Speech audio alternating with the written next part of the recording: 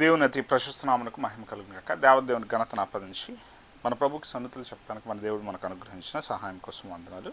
మండల కాలంలో మరొక రోజు శుభాలు నేను మీకు తెలియజేస్తున్నాను. నేటి లేఖన భాగంలో దానియేలు గ్రంథం 6వ అధ్యాయం 4వ వచనం మొదలు 6వ వచనం వరకు లేఖన భాగం, ప్రతి స్వార్థ 27వ అధ్యాయం మొదటి 2 వచనాలు కలిగిన లేఖన భాగాలు నేటి లేఖన భాగంలో మనం గమనం చేస్తున్నాము. అంశము దురుద్దేశం.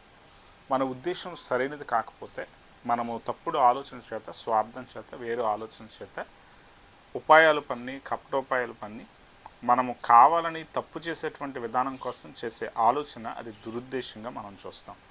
ఈరోజు మనం గమనం చేయాల్సినటువంటి సత్యాల్లో స్వార్థ 27వ అధ్యాయం మొదటి 2 వచనాలు, పిలాతు ముందు ప్రభువుని రాత్రి వేళ ఎలా అయితే పెద్దలు సభ కూడినటువంటి తీరులో మతాధికారులు ప్రభువును తీర్పు తీర్చి ఆయనను బంధించి ఉన్నట్టుగా తీసుకుని వచ్చి పిలాతు తెద్ద ఉంచినటువంటి విధానం ఇక్కడ మనకు కనబడుతూ ఉంది. యేసుక్రీస్తు ప్రభువారిని ఇంకా వారు ముందే నిర్ణయించుకుని ఆయనను మరణానికి అప్పగించాలి, ఇక ఈయన మరణానికి పాత్రుడు, ఇక సాక్షులతో పనేమి అని చెప్పి ప్రధాన యాజకులు ముందుగానే ఒక నిర్ణయానికి వచ్చినటువంటి విధానంతో ప్రభువును తీసుకుని వచ్చి అక్కడ ఇక విచారణతో, పిలాతు ముందు విచారణతో పని లేదు, కానీ ఏదేమైనా సరే ఆయనకు మరణం అనేది విధించాలి అనేటువంటి విధానం చేత పిలాతు చెంతకు ప్రభువుని తీసుకొచ్చినటువంటి స్థితి ఇక్కడ మనం కనబడుతున్నటువంటి తీరుగా మనం చూస్తూ ఉంటాం. దానియేలు గ్రంథం 6వ అధ్యాయం 4వ వచనం నుండి 6వ వచనం లేఖన భాగాలను చూస్తూ ఉంటే దానియేలును ఏ విషయంలో కూడా మనం తప్పు పట్టుకోలేం. వాస్తవానికి తాను చాలా యథార్థపరుడు. తనను ఏమైనా మనము ఇబ్బందికి గురి చేయాలంటే దేవుని విషయం తప్ప మరి ఏ విషయంలో కూడా తనను తప్పు పట్టుకోలేము అనే ఉద్దేశం చేత ముందుగానే కపటోపాయం చేత వారు ఏం చేస్తున్నటువంటి విధానాలంటే దానియేలుకు వ్యతిరేకంగా రాజుకు ఒక మాట చెప్పి వారు మాదీయులతోనూ వారికి ఉన్నటువంటి తీర్మానాలను సుస్థిరం చేసేటువంటి విధానాల కోసం వారు మాట్లాడుతూ రాజుతో రాజ ఆజ్ఞ స్థిరపరచమని, ఇక ఎవరు కూడా ఏ దేవత ముందు ఎవరి ముందు మొక్కకుండగా కేవలం రాజు దగ్గర మాత్రమే విజ్ఞాపన చెప్పాలి అన్నట్టుగా వారు ఒక తాకీదును వారు రాజు చేత వారు సంతకం చేయించినటువంటి విధానంతో వారు ప్రవర్తించి దానియేలును ఎలా అయితేనే మనం ఇబ్బందికి గురి చేయగలుగుతాం. ఇది 6వ అధ్యాయంలో 4-6 వచనాలను చూస్తూ ఉంటే, అందుక ప్రధానులు, అధిపతులు రాజ్యపాలన విషయంలో దానియేలు మీద ఏదైనా ఒక నింద మోపవలని ఉండి తగిన సహేతువు కనిపెట్టుచుండరు, కానీ దానియేలు నమ్మకస్తే ఏ నేరమైనను ఏ తప్పైనను చేయవాడు కాడు గనుక దానియేలు తప్పైనను లోపమైనను కనుగొనలేకపోయారు. అందుక మనుషులు అతని దేవుని పద్ధతి విషయమందే కానీ మరి ఏ విషయమందు అతనిలో లోపము కనుగొనలేము అనుకునేది. ఇక్కడ మనం చూస్తూ ఉంటే అతనిలో లోపం ఇంకా వేరే ఏ విషయంలో కూడా పట్టుకోలేము. మనం ఏదైనా లోపం పట్టుకోవాలంటే తన దగ్గర లోపం పట్టుకునే స్థితిగా ఉండేటువంటి స్థితి కేవలం దేవుని విషయంలో తప్ప మరి ఏ విషయంలో కూడా మనం పట్టుకోలేము అనే ఉద్దేశం చేత రాజు దగ్గరికి వెళ్ళి రాజుతో వారు ఎలాంటి మనవి చేశారంటే దర్యావేషుతో వారు చెప్పిన మాటలు ఇదిగో, ఇక ఖచ్చితంగా ఎవరు కూడా వారి విన్నపాలు ఎవరి చెంత కూడా 30 దినాలు నీ దగ్గర తప్ప ఏ దేవత దగ్గర కానీ ఏ దేవుని దగ్గర కానీ ఎవరి దగ్గర కానీ వారి విన్నపాలు చెప్పకూడదని చెప్పి రాజసంతకం తీసుకున్నటువంటి విధానంతో వారు ఆ కార్యాలు జరిగించి వారు ఒక కపటోపాయం చేత దానియేలుకు ఇబ్బంది కలిగించడానికి కుయుక్తిపరులుగా వారి యుక్తి పన్ని వారి ఉద్దేశం దురుద్దేశంతో వారి కార్యాలు జరిగించినటువంటి స్థితులు మనకి ఇక్కడ కనబడుతూ ఉంటాయి. అది శాసనంగా కూడా చేయబడి 8వ వచనం, మాదీయుల యొక్క పారసీల యొక్క పద్ధతిని అనుసరించి స్థిరముగా శాసనముగా ఉన్నట్లు దాని మీద సంతకం చేయమని మనవి చేశారు. ముందే తర్వాత రాజు ఖచ్చితంగా దానియేలు విషయంలో దానియేలుని ఎంతగా దర్యావేషు ఇష్టపడేవాడిగా ఉంటాడో, దానియేలు జ్ఞానాన్ని బట్టి ఎంతగానో దర్యావేషు దానియేలును ఎంతో గొప్ప చేస్తున్నటువంటి స్థితిలో ఉన్నాడు కనుక ఎట్టి పరిస్థితుల్లో తర్వాత మరల రాజు సహితం కూడా తనను కాపాడాలనుకున్న కాపాడలేని విధంగా వారు ఏం చేశారంటే దురుద్దేశం చేత వారు రాజ సంతకాన్ని తీసుకుని శాసనం ఒకటి ఏర్పాటు చేసినటువంటి విధానంతో దాన్ని చేశారు. ఆ తర్వాత ఖచ్చితంగా వారికి తెలుసు దానియేలు ఎట్టి పరిస్థితుల్లో కూడా దేవునికి విధేయుడిగా ఉంటాడు, తప్పక మానక ప్రార్థించేటువంటి సంగతులు చేస్తాడు. అలాంటి సందర్భం ఏర్పడినప్పుడు ఖచ్చితంగా దానియేలును మనం పట్టుకోవచ్చు అని చెప్పి పన్నాగంతో వారు ఈ కుయుక్తి పన్నారు. తరువాత సింహాల బోన్లు దానియేలు వేయటం, ఆ సందర్భంలో మరల దర్యావేషు నీ దేవుడు నిన్ను కాపాడిను కదా దానియేలు అని అడగటం, ఈ సంగతులన్నీ కూడా మనకు తెలుస్తూ ఉంటాయి. వాస్తవానికి ఇక్కడ మనం గమనం చేయాల్సింది ఏమిటంటే విశ్వాసంలో మనము స్థిరులుగా ఉన్నప్పుడు దేవుడు ఖచ్చితంగా మనల్ని కాపాడేవాడుగా ఉంటాడు. ఇక్కడ దానియేలును అదే విషయంలో దేవుడు కాపాడాడు. అయితే యేసుక్రీస్తు ప్రభు చెంతకు వచ్చేటప్పటికి ప్రభువారు తనంతట తాను పట్టుబడినటువంటి విధానంలో ఉంది. ఇక్కడ బలిపశువుగా ఆయన వధింపబడేటువంటి స్థితికై ఆయన మన పాపమును అంతటిని కూడా ఆయన తన మీద మోసుకుంటున్నటువంటి తీరులో తన మీద ఆయనే ఏం చేస్తున్నాడంటే మనల్ని యాగపూర్వకంగా మనల్ని క్షమించడానికి ఆయనంతటా ఆయనే అక్కడ నిలువబడినటువంటి స్థితి ఉంది. ఇక్కడ మనం చూస్తుంటే మతాధికారుల దురుద్దేశం ఇక్కడ మనకు కనబడుతూ ఉంటుంది. ఇక్కడ మనం గమనం చేస్తూ ఉంటే దర్యావేషు రాజ్యాధిపతులుగా ఉన్నటువంటి అధిపతులు ప్రధానిగా ఉన్నటువంటి దానియేలు విషయంలో వేరు ఉద్దేశం చేత కపటోపాయం పన్నిటువంటి స్థితులు ఇక్కడ మనకు కనబడుతూ ఉంటాయి.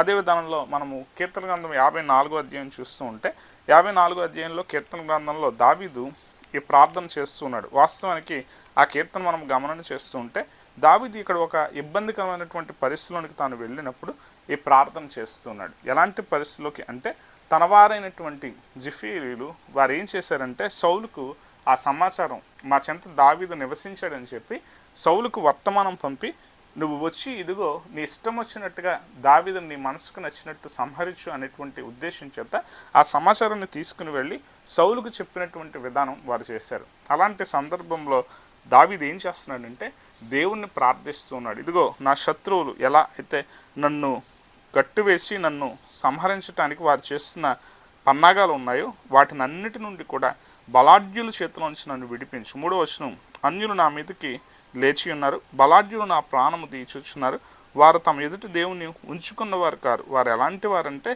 దేవుణ్ణి వారి చెంత ఉంచుకున్నట్టుగా ఉంటే దేవుని మాట వినేటువంటి వారుగా ఉంటారు. అది మానేసి వారు జనుల మాట వింటూ వారు ఏం చేస్తున్నారంటే నన్ను చంపటానికి వస్తూ ఉన్నారు. జిఫీలీలు కూడా ఎలా అంటే పైన మనము శీర్షికలో చూస్తూ ఉంటే తంతి వాద్యంతో పాడదగిన జిఫీలు వచ్చి దావీదు మాలో దాగి ఉన్నాడు కాడా అని సౌలుతో చెప్పినప్పుడు దావీదు రచించిన ధ్యానం. దావీదు ఏ సందర్భంలో అంటే తనను అప్పగించడానికి జిఫీలీలు అంటే ఈ పాఠంలో ఉన్నటువంటి సత్యాన్ని కనుక మనం గమనం చేస్తూ ఉంటే ఈ లేఖన భాగం మనకు ఎక్కడ లభ్యమవుతుందంటే 1 సమూయేలు గ్రంథం 23వ అధ్యాయం 19వ వచనంలో ఈ మాటలు మనకు కనబడతాయి. వారు వెళ్ళి దావీదును గురించినటువంటి సమాచారాన్ని సౌలుకు తెలియజెప్పినటువంటి విషయం అంతా కూడా 23వ అధ్యాయం 19వ వచనంలో మనం చూస్తూ ఉంటాం. జిఫీలు బయలుదేరి గిబియాలున్న సౌలు నద్దకు వచ్చి యెషీమోనుకు దక్షిణమునున్న హాకీలామాన్యంలోని అరణ్యము కొండ స్థలమునందు మా మధ్య దావీదు దాగి ఉన్నాడే. రాజా, నీ మనోభిష్టమంతటి చొప్పున దిగిరమ్ము, రాజువై నీ చేతికి అతని అప్పగించుట మా పని అని చెప్పగా సౌలు దగ్గరికి వెళ్ళి వీళ్ళు చెప్తున్నారు, నీ ఇష్టం వచ్చినట్టు అతను నువ్వు చేయి, ఇదిగో అతన్ని నీ చేతికి మేము ఎందుకు అప్పగించానంటే నువ్వు మా రాజు కనుక నీకు మేము దావీదును అప్పగించాలి అనే ఉద్దేశంతో వారు ఆ సమాచారాన్ని తీసుకుని వెళ్ళి సౌలుకు చెప్పారు. ఆ సందర్భంలో దావీదు ఎంతగానో బాధపడుతూ దేవుని ముందు మొరపెడుతున్నటువంటి తీరు తాను చేసినటువంటి వాడిగా ఉన్నాడు. 26వ అధ్యాయం 1వ వచనం కనుక మనం చూస్తూ ఉంటే ఇక్కడ మనకి సత్యం అర్థమవుతూ ఉంటుంది. 26వ అధ్యాయం 1వ వచనం, అంతటా జిఫీలు గిబియాలో సౌలు నద్దకు వచ్చి దావీదు యెషీమోను ఎదుట హకిలియామన్యంలో దాగి ఉన్నాడని తెలియజేయగా సౌలు లేచి ఇశ్రాయేల్లో ఏర్పరచబడిన 3000 మందిని తీసుకుని జీపు అరణ్యంలో దావీదును వెతుకుటకు జీపు అరణ్యంకు పోయాను. ఇక్కడ ఆ అరణ్యంలో ఉన్నటువంటి జిఫీలీల దగ్గర జీపు అరణ్యంలో దావీదును వెతకటానికి 3000 మంది యోధులను తీసుకుని వెళ్ళాడు. ఆ సందర్భంలో దావీదు ఏం చేస్తున్నాడంటే దేవునికి మొరపెడుతూ ఉన్నాడు. దేవా, నేను చేసింది ఏంటి? నేను నా యథార్థత నీకు తెలుసు, ఇదిగో నన్ను ఎలాగున వారు తరుముతున్న స్థితి ఉందంటే సౌలు ఎంతగా సంహరించడానికి తరుముతున్నాడో దాన్ని గురించి తాను దేవుని ముందు మొరపెడుతూ తాను ఈ సందర్భంలో ఈ పాటను పాడినటువంటి వ్యక్తిగా దేవుణ్ణి ధ్యానించినటువంటి వ్యక్తిగా తాను ఉన్నాడు. నిజంగానే దేవుడు ఏం చేశాడంటే దావీదును ఆ సమయంలో దేవుడు కాపాడిన వాడిగా ఉన్నాడు. 3000 మందితో యుద్ధానికి వచ్చినట్టుగా అక్కడికి వస్తే దావీదు మీదకి వచ్చి ఇక యుద్ధం చేసే విధానంలో దావీదును పట్టుకునే సమయానికి ఫిలిస్తీన్లు ఇశ్రాయేలు మీదకి యుద్ధంకి రావడానికి దేవుడు ఆమోదం ఇచ్చాడు.